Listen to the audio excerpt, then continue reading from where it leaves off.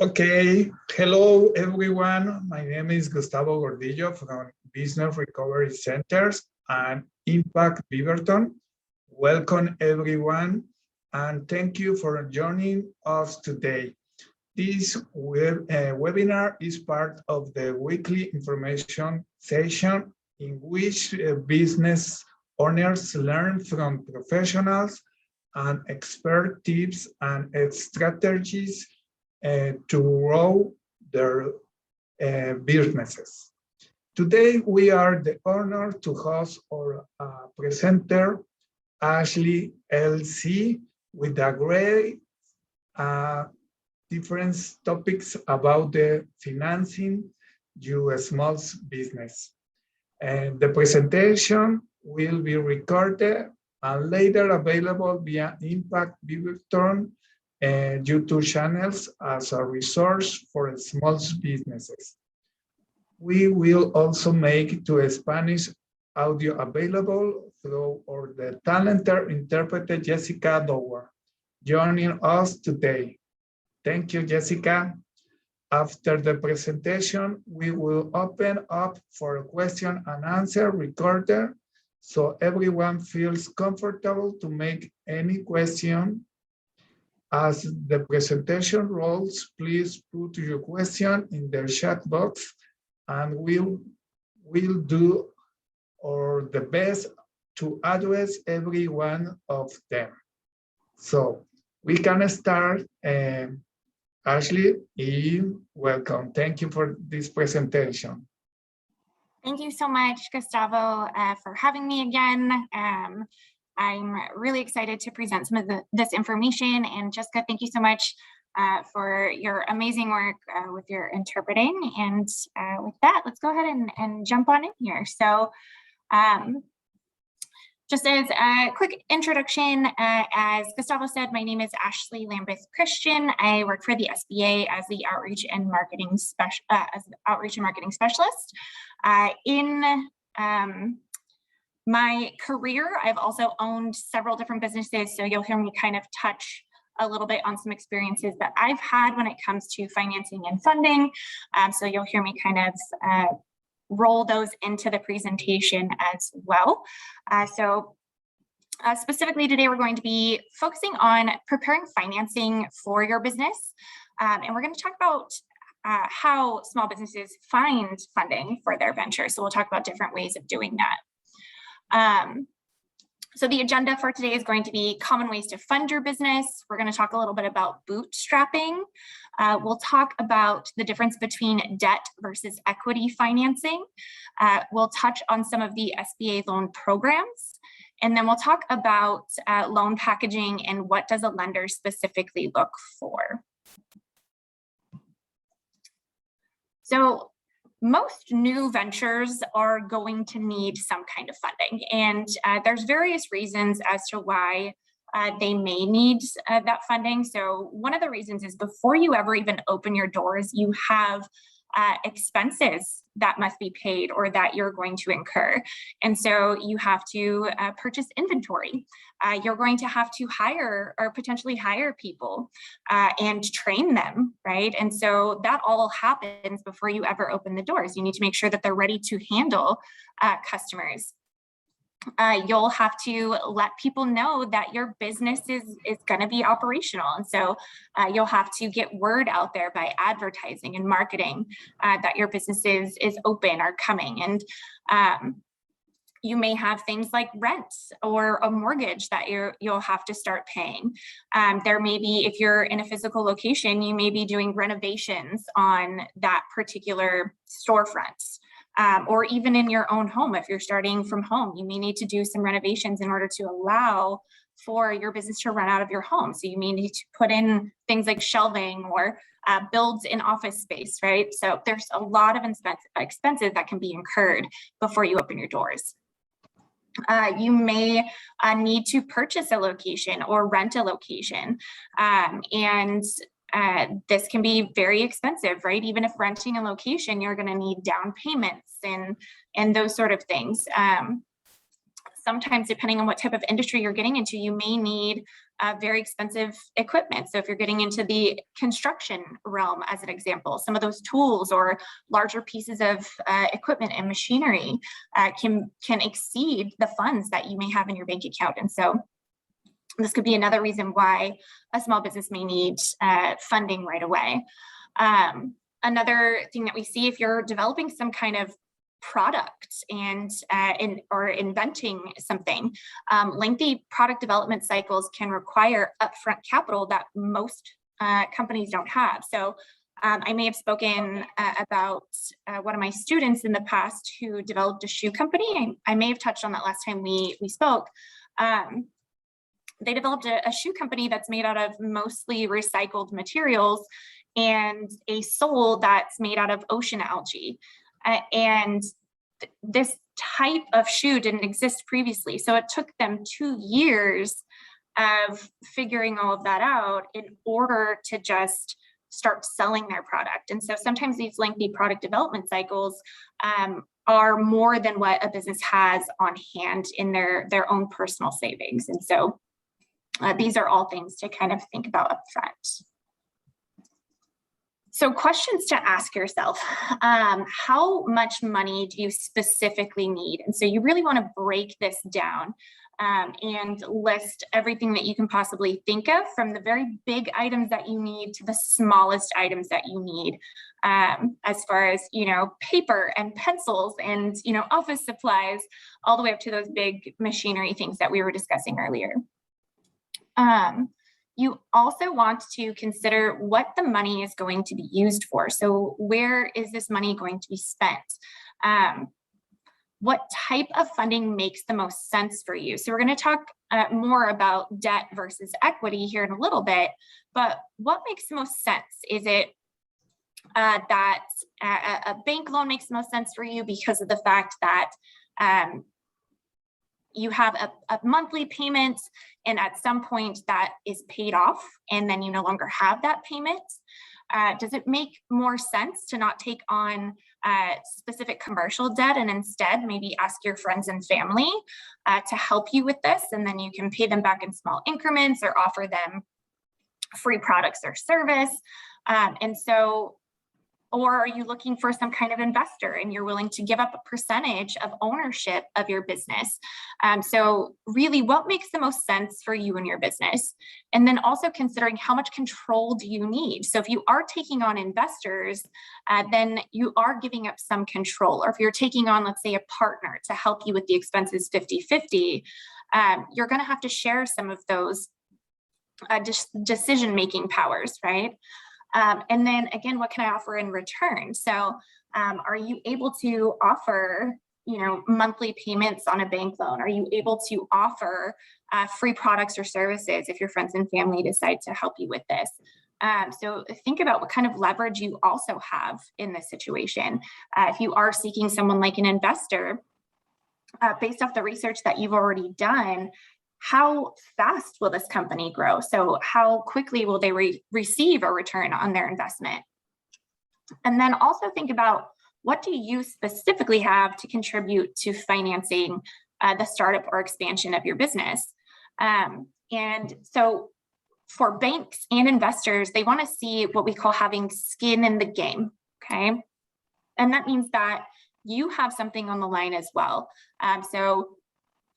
You may have been investing or infusing cash into your business in order to help it grow, or you may have, money set aside to start this business, but they want to see that you have something on the line as well. And the reason why for both banks and investors they're looking for this is it's a lot easier to make risky decisions when the money on the line is not yours, right? And so they want to make sure that you're making responsible decisions by making sure that you're invested in the company as well.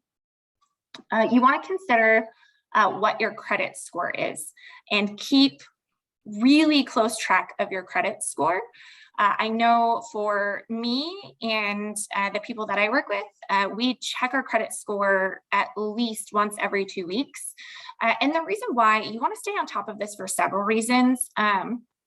One, you should always know more about your credit score than the financial institution that you're walking into. Investors will ask for your credit score as well. And so you want to make sure that you know more about it than they do. Also, you want to make sure that you haven't been the victim of any type of identity theft. So you want to make sure everything on there is accurate and that you are protecting yourself. And also if there's anything that's incorrect on there. So maybe you paid off a loan years ago and for some reason it's still sitting on your credit report. And so you want to make sure that that information is as up to date as possible. You can also consider things, maybe you don't have a lot of cash that is in your bank account or sitting around, but do you have assets that can be used as collateral? So do you have a car that's paid off, or a home that has either equity or has been paid off? So do you have inventory that can be used as collateral, business inventory? And so think about, are there any assets that you might be able to put up for collateral to obtain a loan?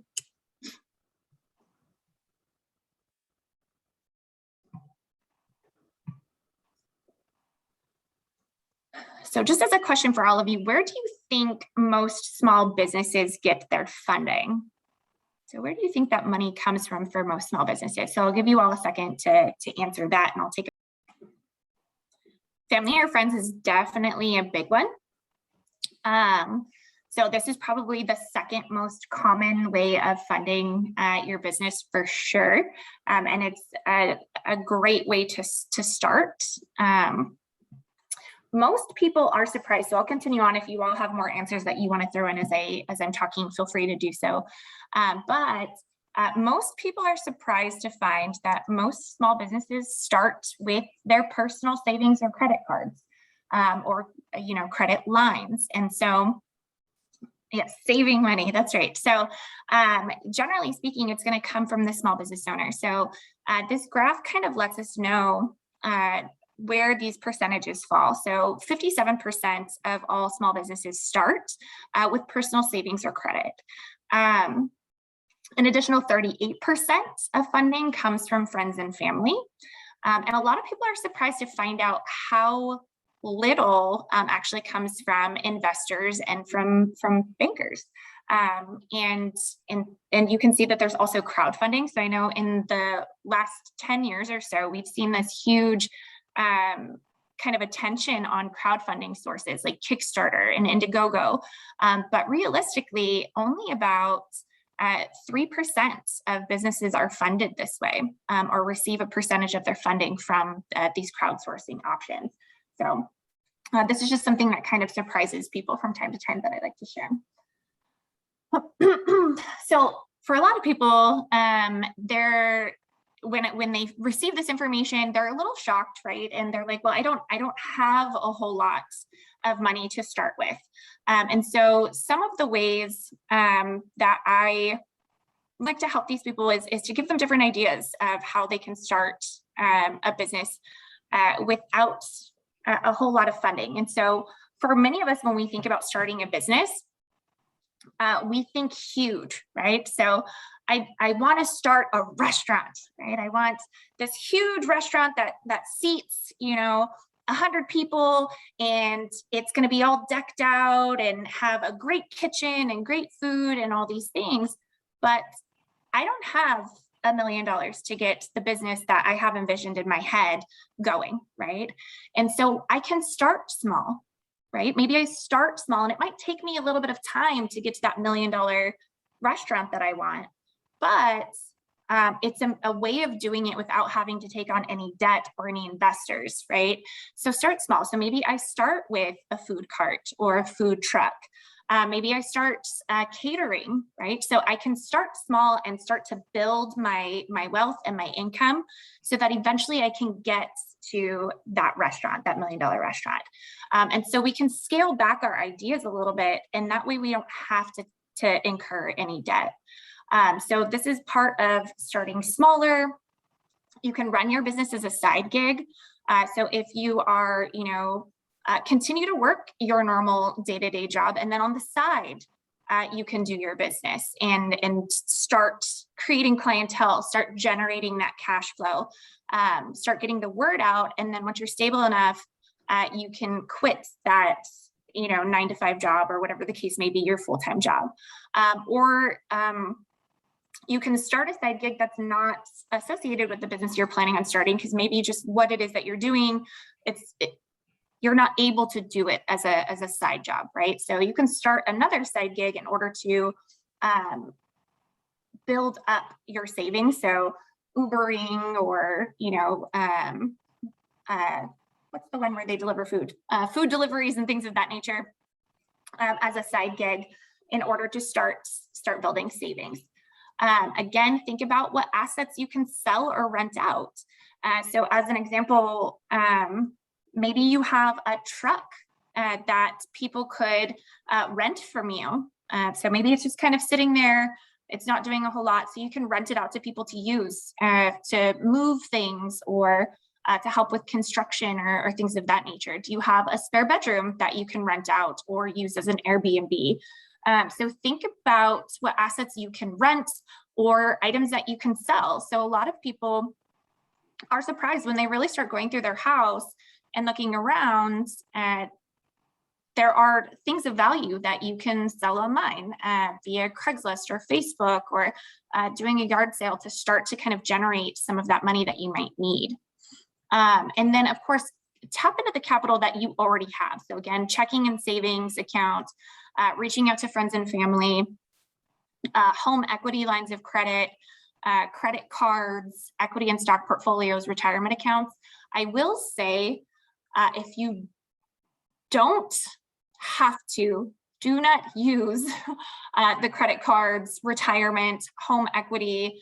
Make sure to stay away from those if you can. And if you are going to tap into those, make sure that you have done a very, very solid business plan and that you feel very secure in your business decision before tapping into those, and that you can see that there is a really strong want and need for your business, because this does get some people in hot water. So just make sure that you have a really solid game plan if you are tapping into home equity and retirement for sure. So another way of going about it, so when we're talking about starting small, bootstrapping is one of the main ways that businesses are able to survive. And this should be done even after your business has expanded. Anytime that you're able to bootstrap, which basically means getting creative and thrifty and spending either no money or as little money as possible on getting the things that you need to get your business going or to continue your business going. And so one of the things that we talk about is buying used instead of new equipment, especially right now. A benefit for business startups, but an unfortunate reality for existing businesses is because of the COVID pandemic, many restaurants and other businesses unfortunately did go under. Their businesses had to close their doors. And so, and these could have been brand new businesses that just opened in 2019 or 2020. And so there's a lot of equipment that is essentially brand new that's out there that you can purchase for pennies on the dollar. And so you can buy used equipment instead of spending 10 times more on new equipment. You can also lease equipment. This is another way to save money. Instead of forking out thousands of dollars up front, you can pay that little by little by leasing or financing equipment. If you don't need a continuous office space, you can always share office space with other people. So let's say that you did something like real estate, you're a real estate agent, or you only have to meet with clients every once in a while. You and another or a couple other businesses can rotate days on when you use that office space. And so you can share the overhead of the rent of that office space. So maybe I come in on Mondays and you come in on Tuesdays, or I come in Monday, Wednesday, you come in Tuesday, Thursday. And so it's a way of cutting down that cost. I've also seen smaller businesses purchase or rent larger spaces, and then they just kind of assign cubicles or different office doors for each business. And that's another way to cut down the cost. You can also coordinate purchases with other businesses. And for a lot of us, a lot of businesses, they're going to need some of the same things like office supplies. And so what you can do is purchase this in bulk together, because when you purchase in bulk, it's going to be cheaper, right? And so you can coordinate some of those purchases that everybody needs. And so this is why places like the BRC and different chambers are great for networking, because you have access to other business owners that you may be able to coordinate things like this with. You can also obtain payments from customers up front. So maybe you take pre-orders, right? So instead of money coming out of your pocket to purchase raw materials or to purchase inventory, you can have pre-orders set up. And so the money's not coming directly out of your bank account. You can also do like partial payments. So this will happen a lot in the construction industry, where you'll take an upfront payment for the materials and a little bit of the labor, and then halfway through the job receive another payment, and then a third payment, excuse me, when the job is completed. So this is another way to make sure that the money isn't coming directly from you. And it's a way to kind of work around so you're able to get more done. And then my favorite is make do with what you have. So this is where we get really creative and thrifty. And so there may be something lying around that you can use that you wouldn't normally think of, that can be used for the specific project that you're working on. So I know that sounds convoluted, so let me explain a little bit.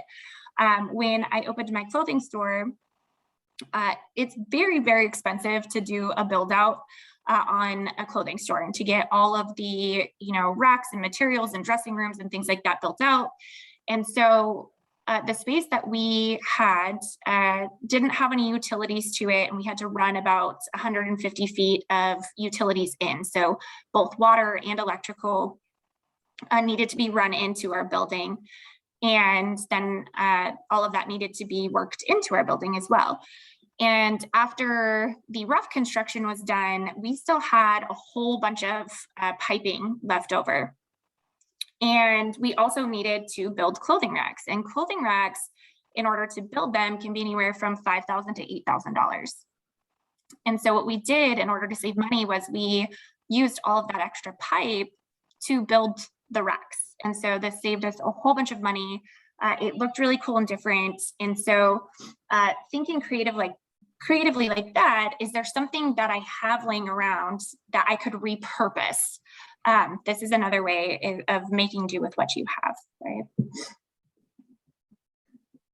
Or in another situation, if you have a piece of equipment that has broken down, is it cheaper to fix it rather than buying a new one? And so thinking of things like that. So most sourcing for financing, again, it's going to come from personal funds, family and friends, traditional debt, which would be bank loans, SBA guaranteed loans are an option, crowdsourcing. There's peer-to-peer lending networks like Lending Tree, micro loans, angel investors, and then the ones that are in red, they're just on here so that you're aware of them, but these basically wouldn't be until a business is much, much larger, but you may see these out there where it's private offerings, venture capital, private equity, or public offerings. So a lot of these are like trading stock and larger investors. So let's talk a little bit about the difference between debt versus equity financing. And so understanding this, again, allows for you to decide what type of financing is best for me and my business.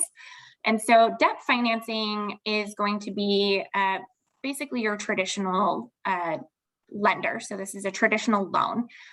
You maintain full control of your business.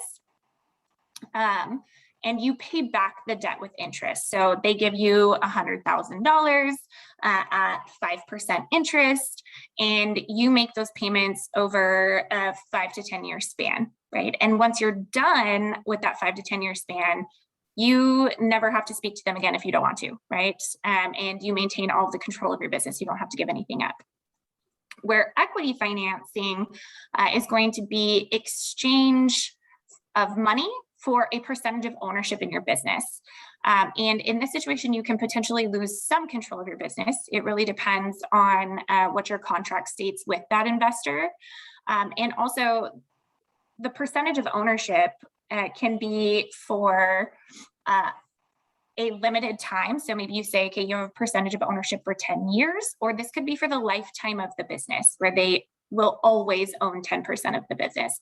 And so these are things to kind of think about. The benefit of doing equity financing sometimes is that, let's say it's an angel investor. If it's an angel investor, not only do they come with the capital that you may need, but they also may come with really great mentorship. So usually people that are investing in companies already have business experience. They may have an incredible network of people to help you tap into to help that business grow faster. And so there are pros and cons to both. All right.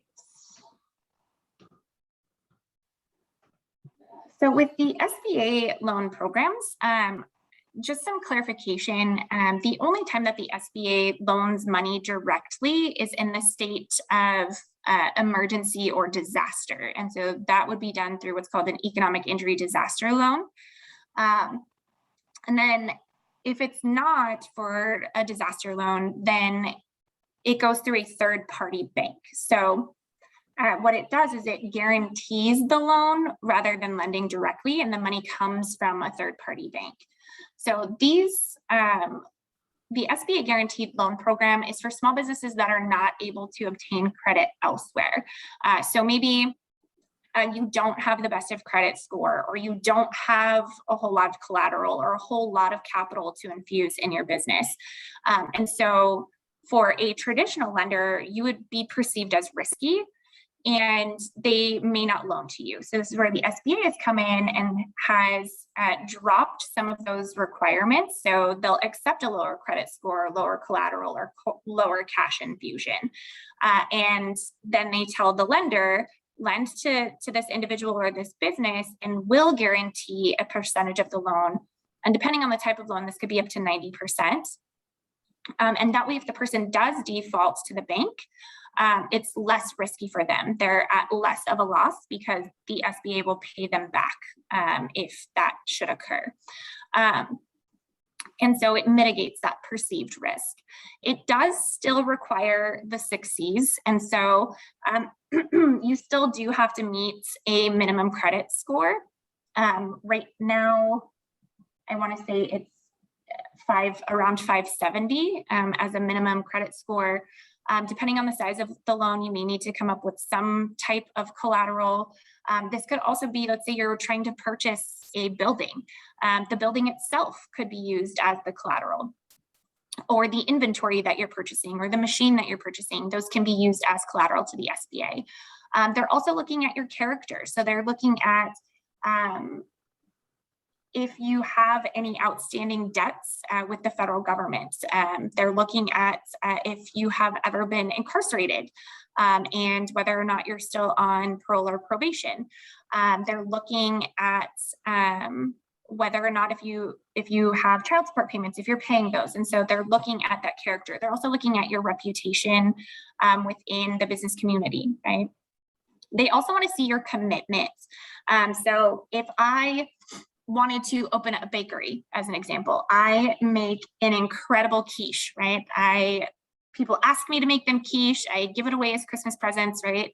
And so I decide that I want to go into selling quiche full time and open my own bakery. I have a lot of business experience, but I have no bakery experience.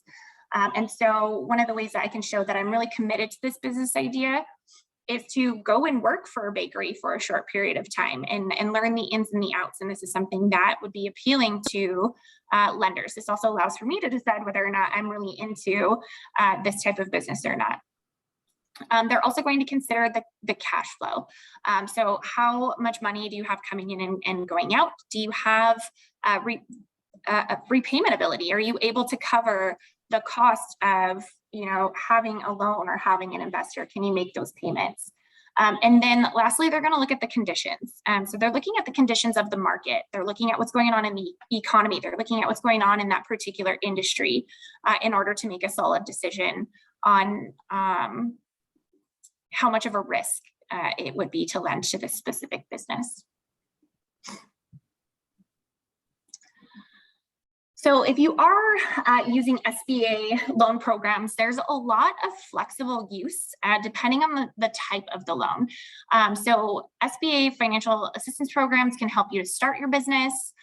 They can help you to grow your business if you already have an existing business. They can help with exporting your goods and services.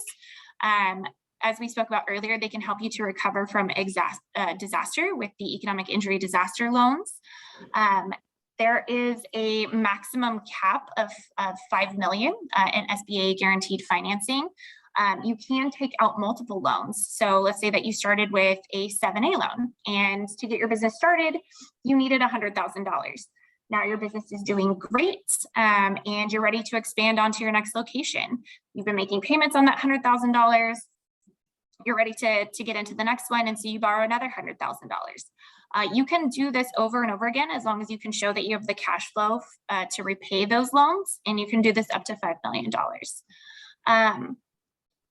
It can be used for most small business financing needs, so day-to-day operations, working capital, purchasing a new business or purchasing an existing business. If you wanted to buy an existing business, maybe the owners are retiring, you can use that. You can use it for payroll. So there's lots of different things that you can use it for.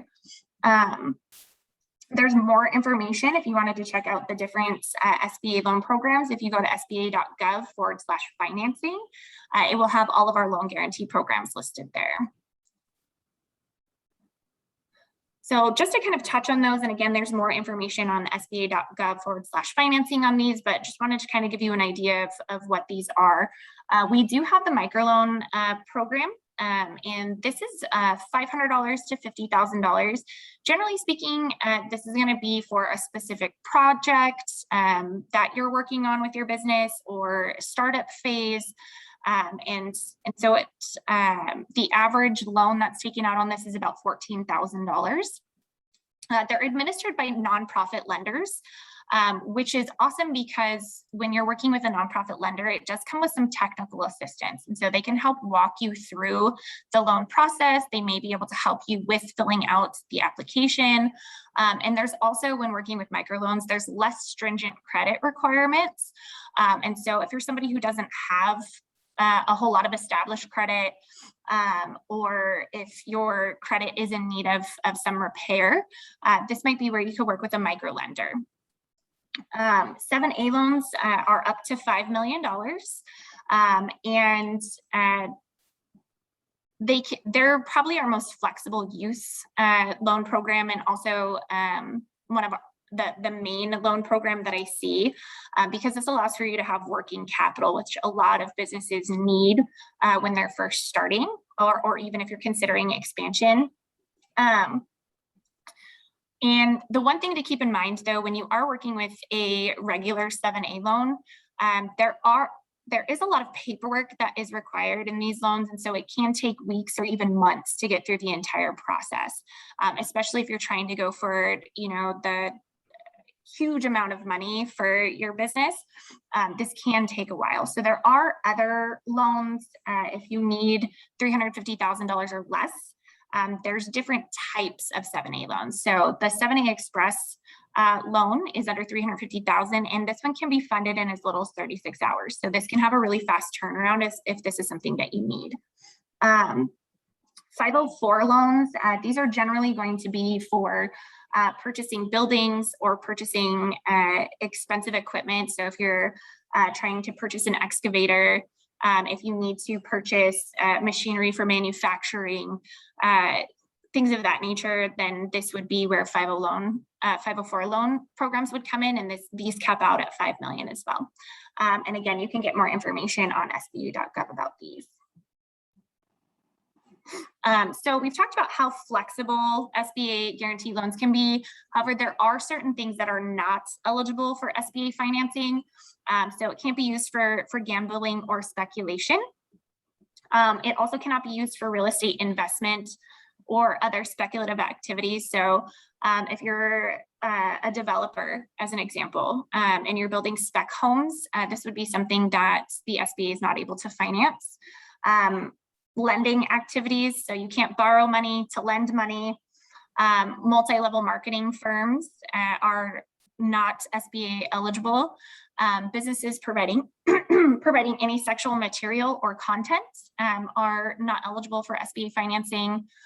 Religious organizations, nonprofit organizations, and charitable organizations are not eligible for regular SBA financing. During times of disaster, so what we're dealing with right now with COVID, those three are eligible for economic injury disaster loans, just not for our loan guarantee program. So I just wanted to make that clear. Illegal activities are not SBA financeable. This includes, I know right now, especially in Oregon, the marijuana industry is a huge industry. This is still federally illegal. The SBA is a federal agency, and so they're not able to fund anything that has to do with the marijuana industry. And then a big one is borrowers that have defaulted on federal loans or financing. And this includes things like student loans, if you've defaulted on federal student loans, if you've defaulted on FHA home loans, those can all put you on what's called the do not pay list, and you would not be eligible for SBA financing.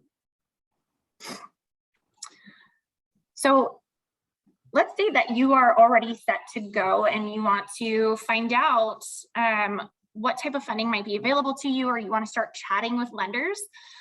You can go onto sba.gov/lender match, and you describe your needs through that little portal. And you tell them how much money you need, what type of loan you're interested in, what kind of industry you're in, and just give a brief description. And then lenders that are interested in working with you that have SBA programs will reach out directly to you. I do advise, even if you decide not to go through the SBA for your lending, that you shop around. You want to make sure that this is the right fit for you and your business. Different banks will have different requirements, different interest rates, different programs available to you. And so make sure that you shop around and that you feel comfortable with the decision that you're making. And look at things like their customer service, because you may have to deal with them for years. And so just making sure that this is the best situation for you. And then there at the end, you want to apply for the loan. And that's kind of the steps that go through how to work with Lender Match. So again, with traditional LET loans, you have a repayment schedule and interest rate. They're going to consider things like cash flow, collateral, the liquidity of your assets. So what this means is how quickly would they be able to sell that collateral and or have you sell your assets to be able to repay the debt should you need to. They're going to be looking for a written business plan. And so they want to see a really solid business plan and pitch. If you haven't already written a business plan, even if you're an existing business, this is definitely something that you'll want to work on. And this is, there's a lot of different resources that can help you with this. So we have SBA resource partners like SCORE, SBDC, the Women's Business Center, the Veteran Business Outreach Center, that can help you really lock in a solid business plan in order to pitch to a lender. And then, of course, again, know your finances impact Beaverton. Thank you, Gustavo. Know your financial situation inside and out. So you really want to make sure that you understand where you stand financially so that you are able to leverage that in your favor. So the benefits of, again, those microloans is that they can work with people who have a lack of credit history or low collateral or inability to secure a bank loan. And so they can work with those individuals. There's even, oh, I'm trying to remember which bank it is. I want to say it's MISO. For people who don't have any established credits, they actually are able to do a $100 loan. So they do a $100 loan that you're able to make payments on, and this starts to boost your credit history. It also allows for them to work with you in the future so that you're able to obtain larger loans, because now they already have that history with you. And so there are banks out there, particularly those nonprofit lenders, that can really work with people that may be struggling with credit issues. If you are looking at purchasing a business, an existing business, you can look into see if the owner would be willing to finance the sale or the note. So basically they act as the bank and you pay them monthly payments until you pay it off. So maybe they're selling the business for $200,000 and you don't quite have that much money. So you can see if they would be willing to hold the note for you. So instead of involving a lender or an investor, they act as the bank. You can have, and you can also do this with 50-50. So maybe the seller holds half of the note and then a bank holds the other half. So you get 100,000 in seller finance and 100,000 in bank financing. And so this is a way to go about it too. And then, of course, if you are asking friends and family, as we talked about, this is the second most common way to fund your business. You want to treat them as if they were a bank or as if they were an investor. And so make sure to keep this very professional. Come to them with a pitch, a financial plan and projections, basically an evidence-based assessment of your business. And whatever is given and promised, you want to get it in writing. My advice always when doing anything in business is to have a contract. And to me, contracts protect relationships, okay? This way in writing, everybody knows what their responsibility is and what the expectation is. And so I have seen situations where a person receives a gift for their business startup. So Aunt Sally gives them $10,000 and it's just because she believes in you, right? And then 5 years down the road, this is now a multi-million-dollar business, and Aunt Sally is now saying, no, that was an investment. I own half of your business, right? And so this can cause some issues and some friction. And so whatever the promise is or expectation, even if it's a gift, get it in writing. You want to talk about how this will be structured. So are you making payments to them? Are you giving them free products? How often are you doing that? And so how will this be structured? And really kind of break that out. You also want to think about, are you planning on asking, if you are going to ask friends and family, are you asking 3 of your friends and family for $10,000? Or are you asking 30 of them for $100? And so really thinking about how you want to structure this pitch, if that's the way that you want to go. Crowdfunding can be a great source. So basically this is an online and it's funding a project or venture by raising small amounts of money from a large number of people. So you ask them for $5 as seed capital or as an expansion, or if you're trying to come up with a new product or service. And so you can throw that out to a crowdfunding or campaign.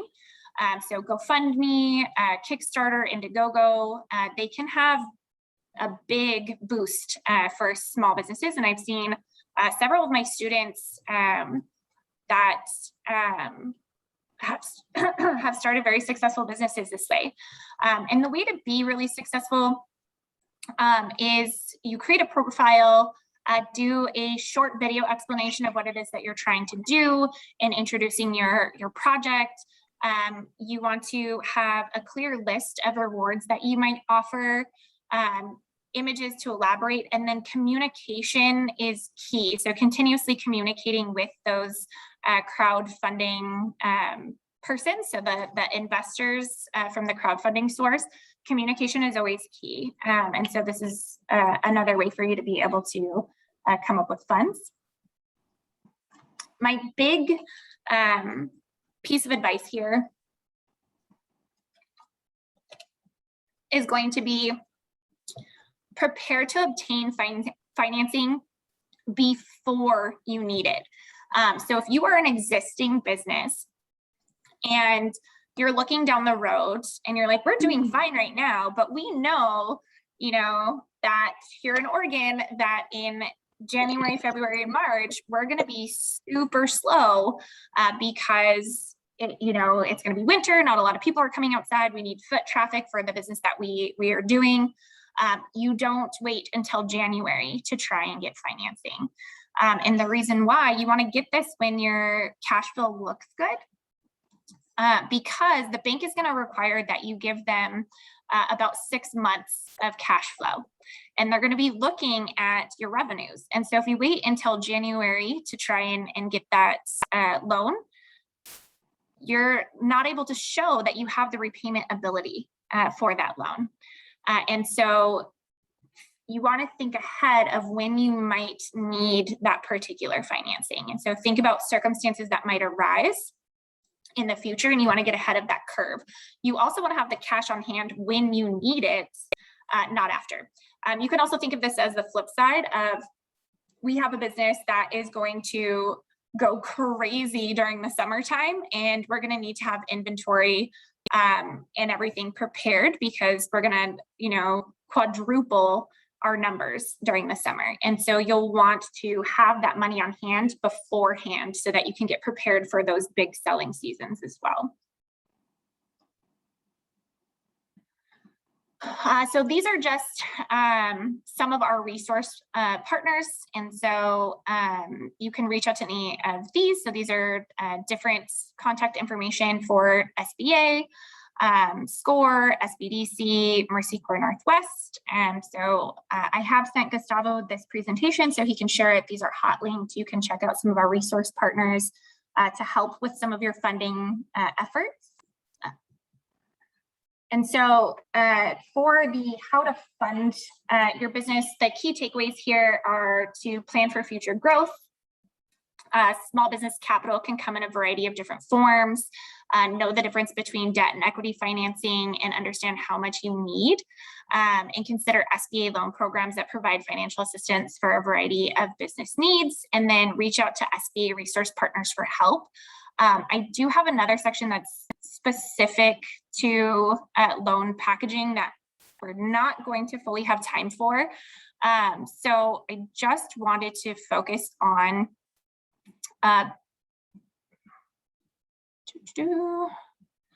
what it is that they're going to require from you. So they're going to want to look at, if you're an existing business, 3 to 5 years of your historical performance data, so your sales, and cash flow. So you'll need to provide an income statement, balance sheet, cash flow statements.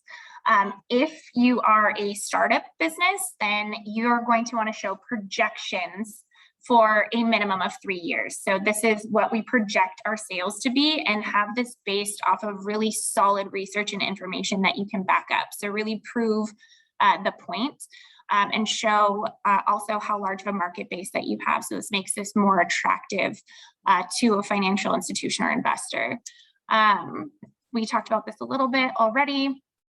So when you're preparing to go see the lender, you want to have that business plan ready to go. You want to have the supporting documentation that we were just talking about. So we're looking at those 3 years of personal business taxes, personal financial statements. You want to have a resume. So they're wanting to see that you are able to run this company. So they want to see that you have managerial experience, or that you have, where we were talking about commitment, experience in the industry. And so they education, skills, attributes, things of that nature. So you want to include that in the resume to show you are the best person to run this company. You want to show evidence your approach is valid and has a high chance of success. So this is where those pro forma statements come in that we were talking about, where showing them that, hey, we have this huge untapped market and we have evidence to prove that. So really showing them that this is a solid idea. When you are meeting the lender, dress appropriately. So dress very professionally. You want to understand your business plan.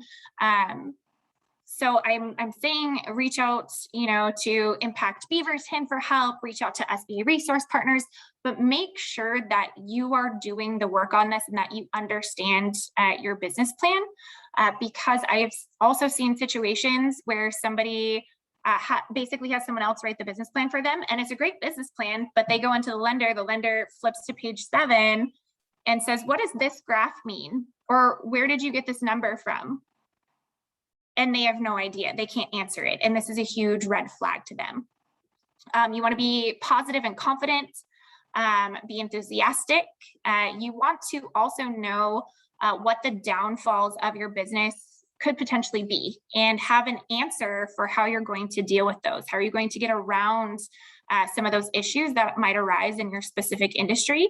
On every business plan right now, COVID should be listed. How are you going to deal with COVID if it should continue to be a problem, or if it goes away for a period of time and then ends up coming back? How are you going to deal with things like shutdowns or supply issues? And so having that listed is definitely something that should be in all business plans that lenders are currently looking for. And then the big one here, when a lender asks you how much do you need, also be prepared. One of the biggest red flags that lenders tell me about is people will walk in unprepared and say, I need a loan to start a business. And when they say, how much do you need? Their response is, how much can I get?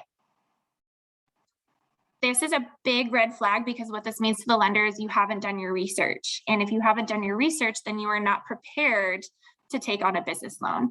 And so you want to make sure that you have this down to the penny. I need $40,332.63, right? So have this down to the penny of what you need, and have a solid plan of how you're going to use the loan proceeds, and how you're going to pay them back. And we've already talked about this and this and this.